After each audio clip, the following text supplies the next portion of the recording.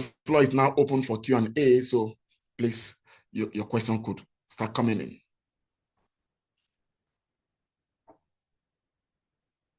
Okay, I have Dr. Joseph. Please go ahead and make it brief, please. Yeah, thank you very, very much. And I want to thank Dr. Amarachi Makonam for the presentation that she has just made.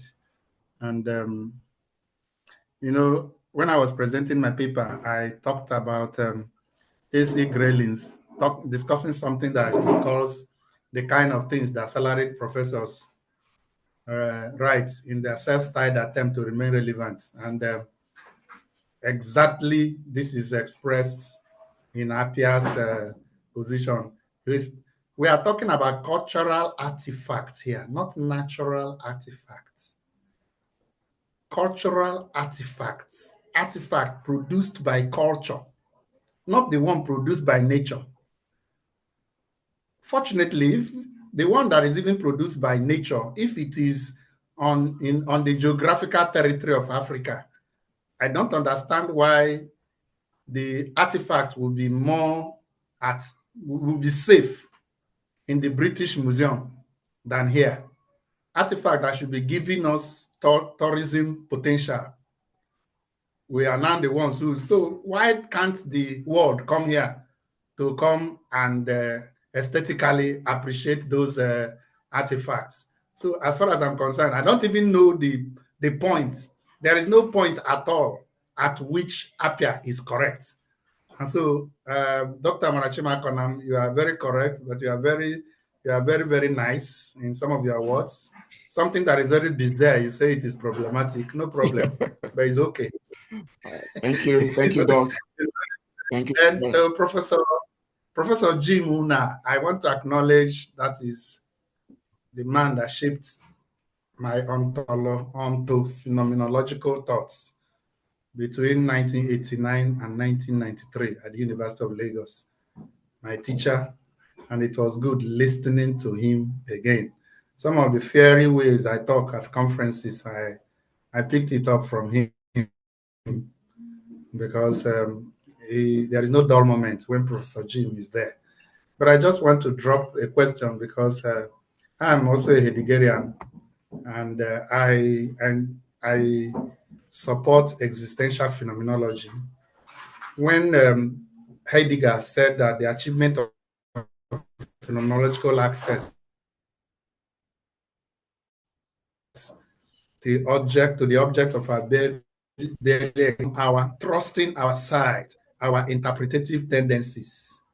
That's my concern, and I've had to take it up. And I want to ask you this question: these interpretative tendencies, is this prior or after perception?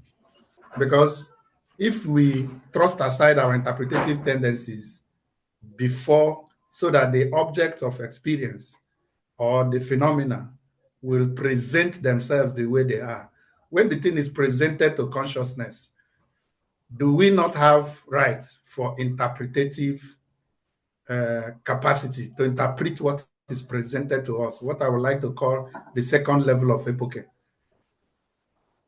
Don't we have that right to interpret what is presented, even if phenomenologically it is not right for us to impose that interpretation before the unveiling, before the exhibition, before the profile is presented? These are just my two questions. Thank you very much. One question and a comment. Thank you very much. So, Prof, you can answer your question. You can respond.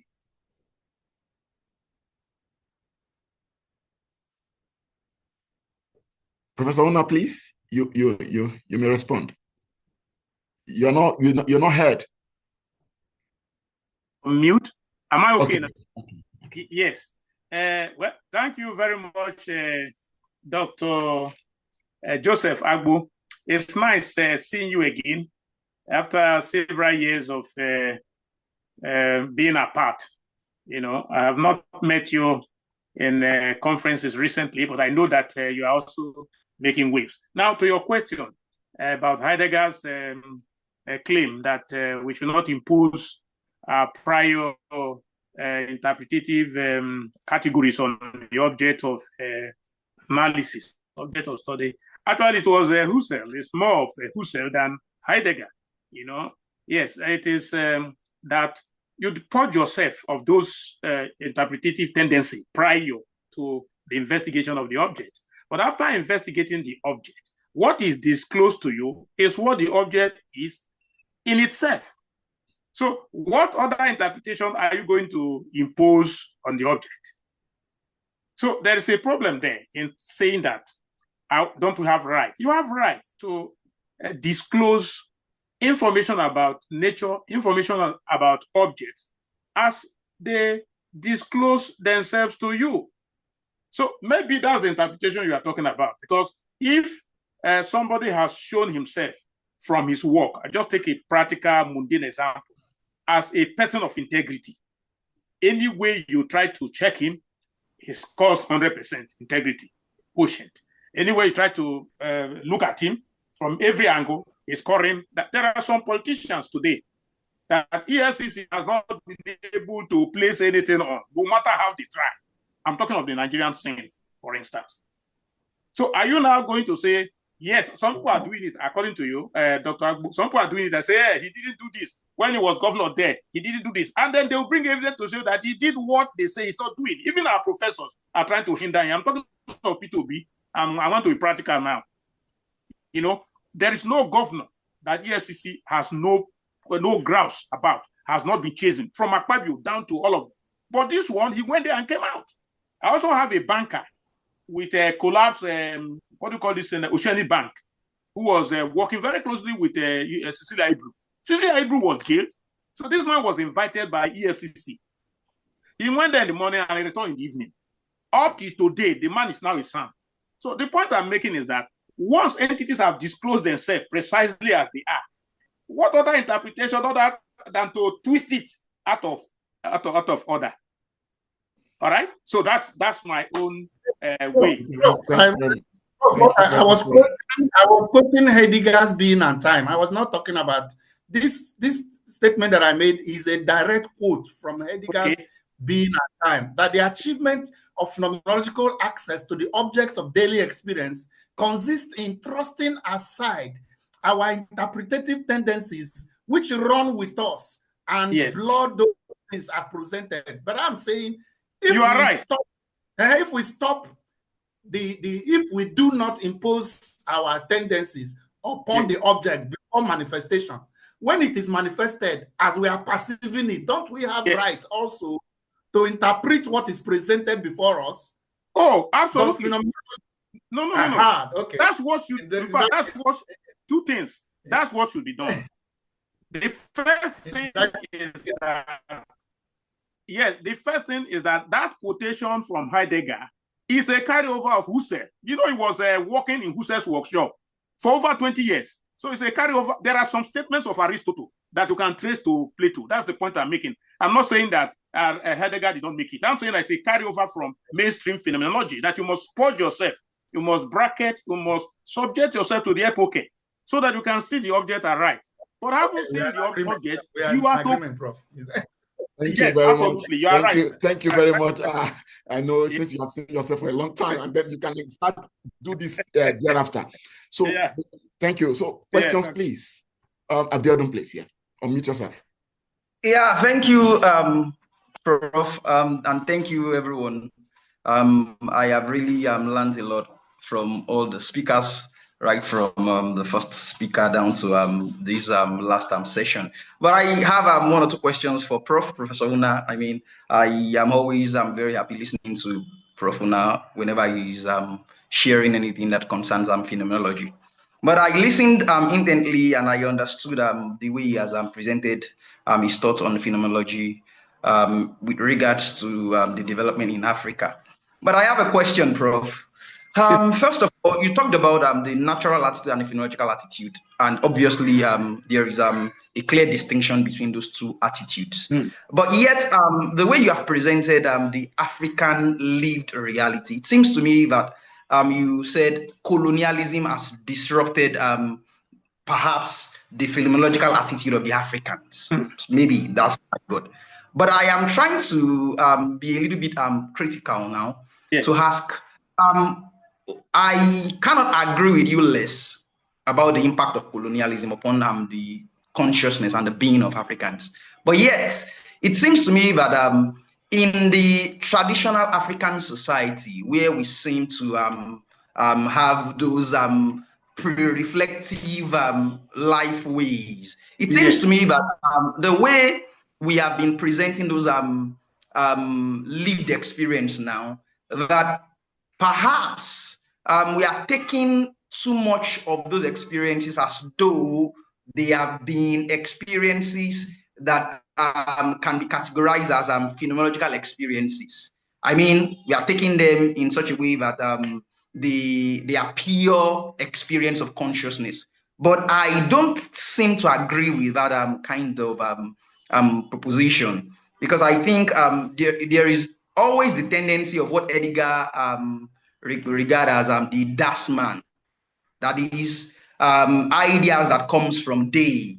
So we find out that every now and then what we sometimes claim to be the pure consciousness of the lived Africans, they are attitudes that are coming from the average understanding of the day, not as if they really experienced those objects the way they really are. So I think you might need to help me with that. Then secondly, when it comes to the proposition that you've made now in terms of we trying to go back to that pre-reflective life world of the traditional African.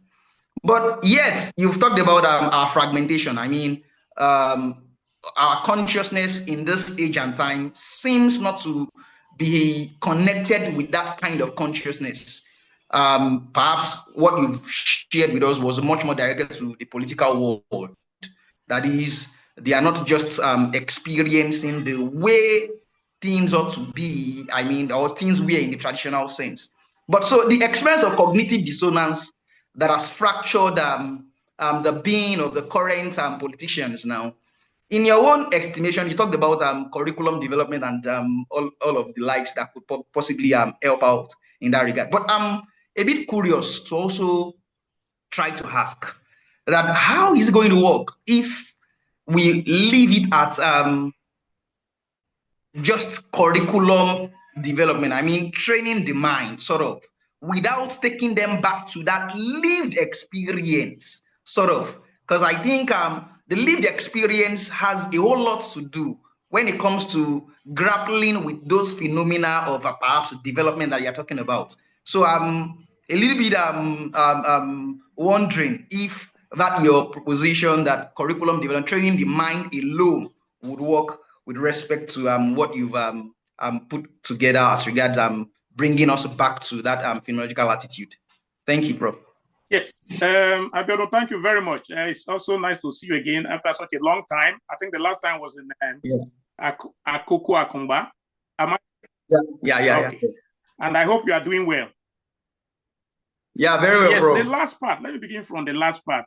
People, I have to say to that is that people are what they repeatedly do, and we need to register that people are what they repeatedly do. And then to get people to do things repeatedly, you have to put it. You can call it indoctrination, or whatever you want to call it, and it happens in the formative years. In the elementary and secondary schools. After that, the morality that we bandy about, if we are not part of the few that are gifted by nature to be morally virtuous, if you read in the Nicomachean Ethics, Aristotle says that people of virtue are in limited supply. It is they who keep propagating the doctrine of ethical character, virtue character, and things like that. And after that, majority of those who carry it forward don't know what they are talking about, because it's sweet to talk about. It is beautiful to identify with virtue, but when it comes to doing, they do the opposite. So that's why to get it right, you must take it to the formative years. If you look at your scriptures, those who have done it in their own civilization, like the Jews and then the Greeks, the Chinese, they took it to the young people. They didn't bother with politicians. They know they were going to be phased out. Because if you take it down, if you beat traffic lights and your children in your vehicle, and they are taught repeatedly in school that it is a wrong thing because it destroys social cohesion, and they believe it, do you know they will challenge you as a father? Daddy, it's showing red. Why are you driving when it's showing red? I don't know. So once they carry that mindset and they grow up, you can't change it. Okay. Excuse me. Even when people misbehave, because of human frailty, we are human beings who can misbehave, who can do wrong. Yeah. It is your kinsmen will tell you that you are wrong. They can even call police for you. And that's what has happened in those civilizations. In our own case, we go and bring lawyers to defend your criminality. And when you are tired with dealing with those, you come back after us. So that is why I'm saying that the right thing to do, sir, is to take it to primary and secondary level. At university level, we can expand on it and clarify those concepts. But if you want habit to remain habit, it's in the formative years. Go back to your Nicomachean, go back to Proverbs. Bring up the child where he should go, so that when he bring, things like that. That's what I have in mind. The Chinese did it with Confucius when they were tired of the corruption of the political order. Confucius now went back to the youth, like Jesus. Jesus left the political order and went to the populace. That's how you transform and transmit morals. But if you wait for individuals to pick it, like Nigerian society, you pick it, I pick it, it will not happen.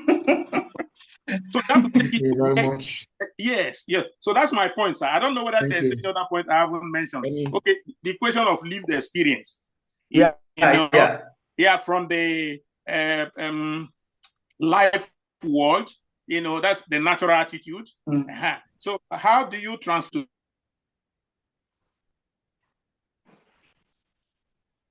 Oh, voice is not coming out. Can you hear me now? Yeah, clear. Yes, that you transit from the natural attitude to the phenomenal attitude.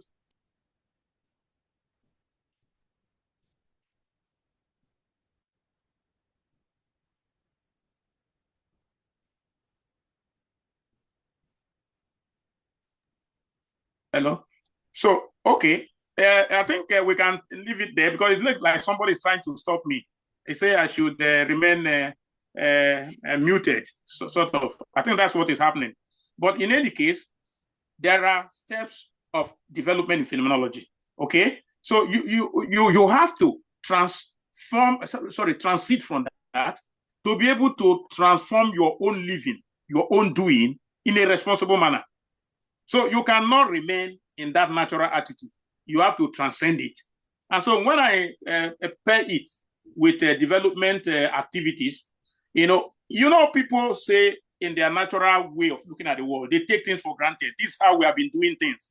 So they don't innovate. And because you are not innovating, you cannot add value to your product. And that's part of the problem of development in Africa. And I'm saying that they must experience that phenomenological transition from the natural attitude to the phenomenological attitude of responsibility, of taking full ownership of your own being and your own circumstances. I think that's where that message can click. Thank you very much. Thank you.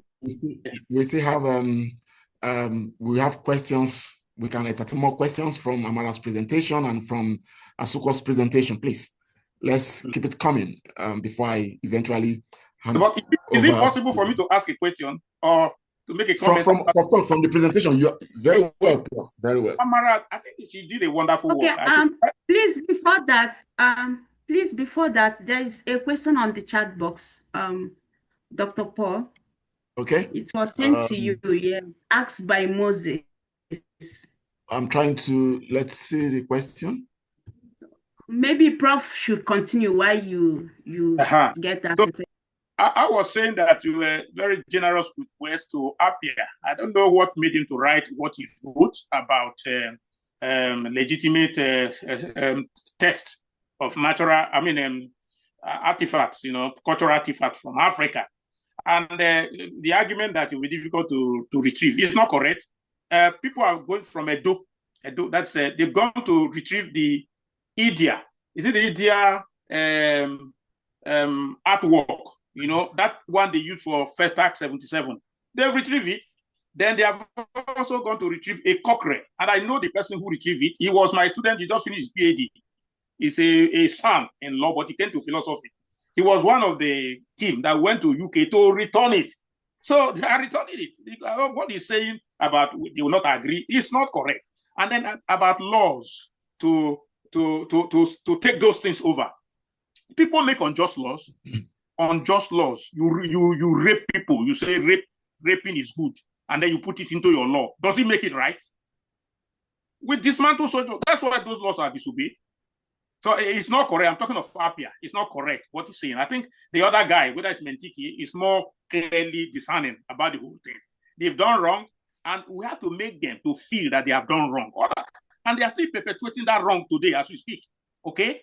So you cannot be saying they legitimately acquired. They took it away. At least they took it during war. What kind of talk is that? So I agree with you. Your presentation is fantastic. I think you can develop it and push it forward. Thank you very much, Prof. I want to believe that this is the question Amara is talking about, the one that asks, what is your position on cosmopolitanism and globalization? Is that the question you're talking about, Amara? Yes. And the question is directed to you. Yeah, I don't really know what he meant my own position on that, but I will answer this generally. Globalization has been differentiated from cosmopolitanism within the literature.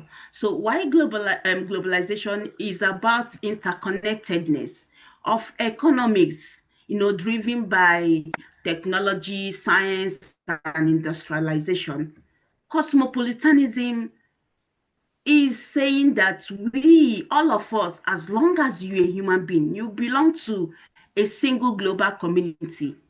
So irrespective of your political affiliation, irrespective to some people of your cultural affiliation, we are just a citizen of one single global community. Take, for instance, let's imagine Africa. You are now imagining that Africa is this global community. So cosmopolitans are saying that all of us, whether you are from Germany, you are from Ukraine, you are from Israel, you belong to Africa. So this is what they are saying when you imagine it in your head, and that's just the bottom line. Thank you.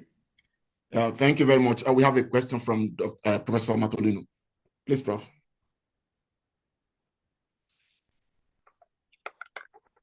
Yes, thank you.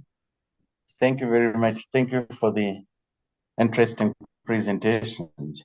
My question goes to Professor Una.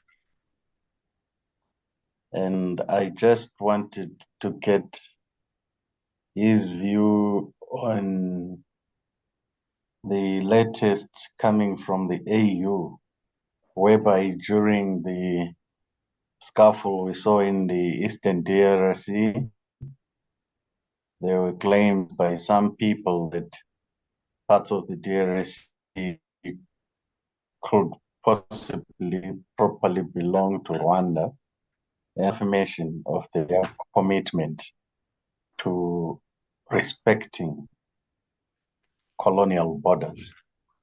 I just wanted to hear your view on that commitment. Thank you.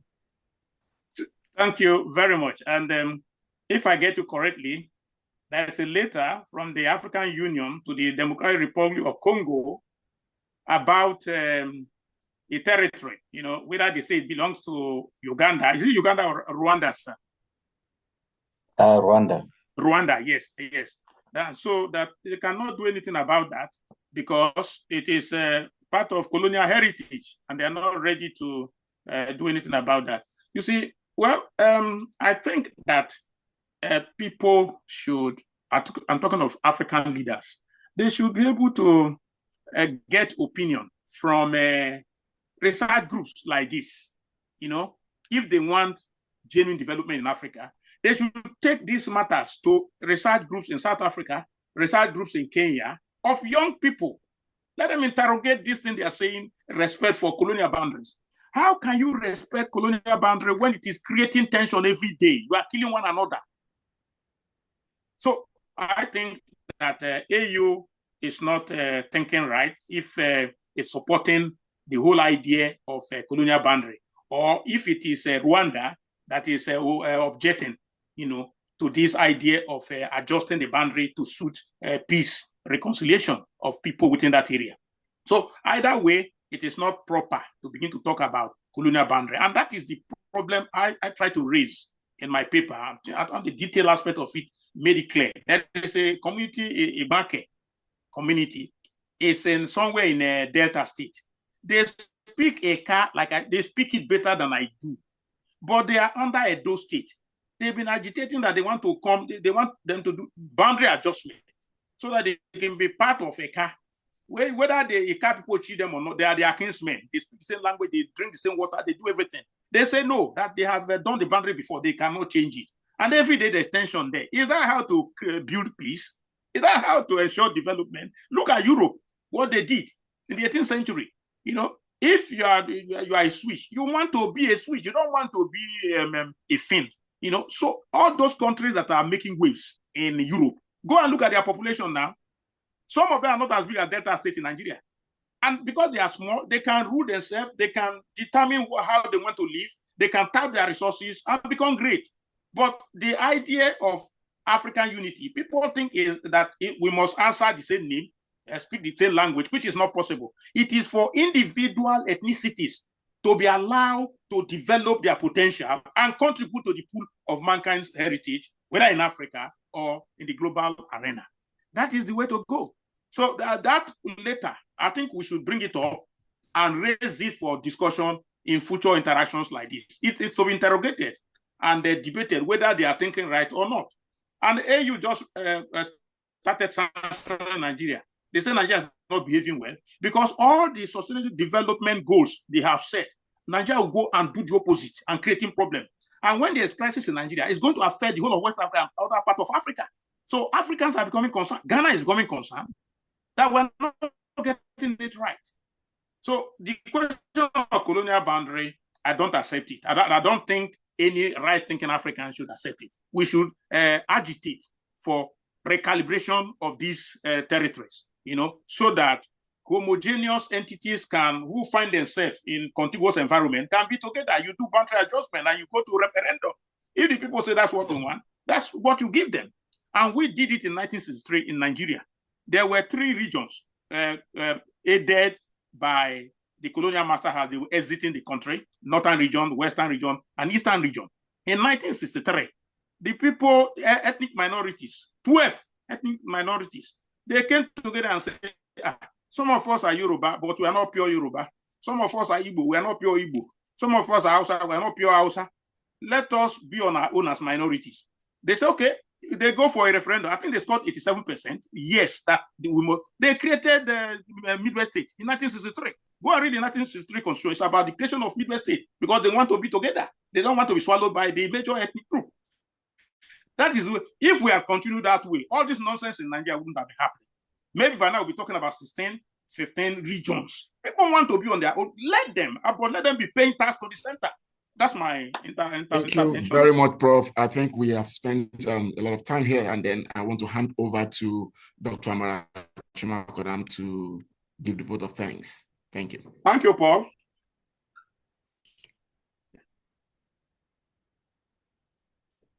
Hi, Amara.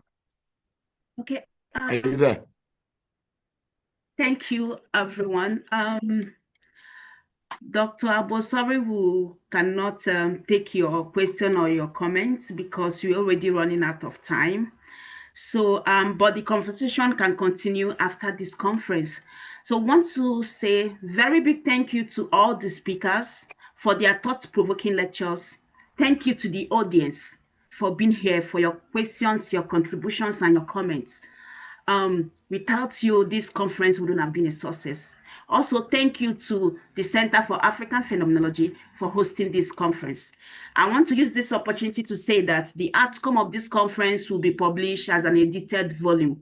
Please, if any person among the audience is interested in contributing to this edited volume, email me at amaraestat35@gmail.com. Once again, thank you and see you all next time. Bye-bye.